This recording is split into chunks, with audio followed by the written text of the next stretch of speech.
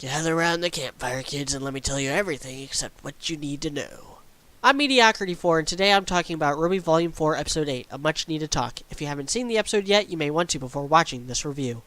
There's a running joke among RWBY's detractors that Episode 8 is among the worst of everything Monty has been involved with.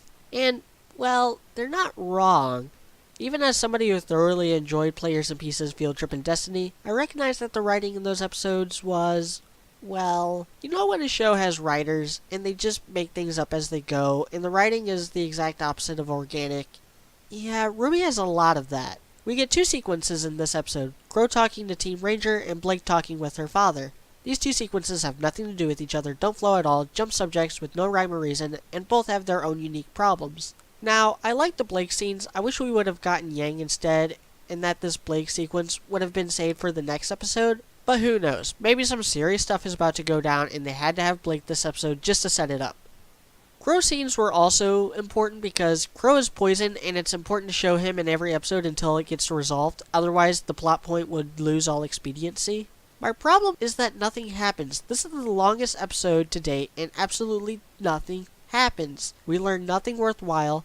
What we do find out is so far removed from anything the characters care about, it might as well be renamed Fox Alistair. RWBY asked what's going on at the end of last episode. Then, over the course of however much time has passed, Crow tells them about the maidens. Why?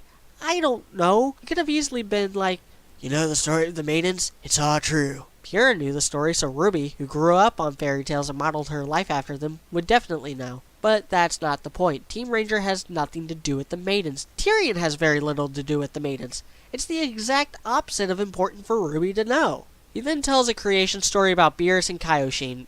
Why? I don't know, but apparently Kaioshin created stuff, Beerus destroyed stuff, Beerus created the Grimm, something happened, they worked together and created man. What were the Grimm destroying before humanity? I don't know. Then the brothers gave 4 gifts to man: creation, destruction, free will, and knowledge. Alright, that's good. I like those gifts. They're vague enough to not be definite, but true enough for people to believe. And that's what the relics are. Come on!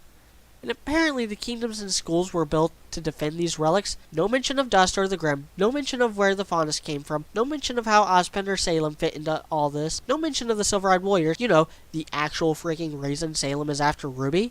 RWBY and Jean even call out Crow on this. In fact, the episode is annoyingly self-aware. Crow's only response is, Silver Eyes are powerful, and RWBY painted a target on her back. Freaking RWBY already knew that! Then Crow invalidates their entire mission by saying that the Haven Headmaster already knows all this and is on guard, so Ranger's entire mission is pointless.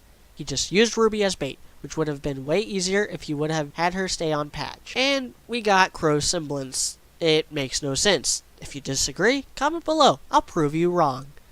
I have heard the argument that the bad luck thing doesn't affect him, rather it affects those around him, but we straight see him switch places with a bird just 2 episodes ago. Only way this makes sense is if his semblance is shape-shifting and he just interprets it as having bad luck, which I would actually be genuinely impressed with the writers if they went that route.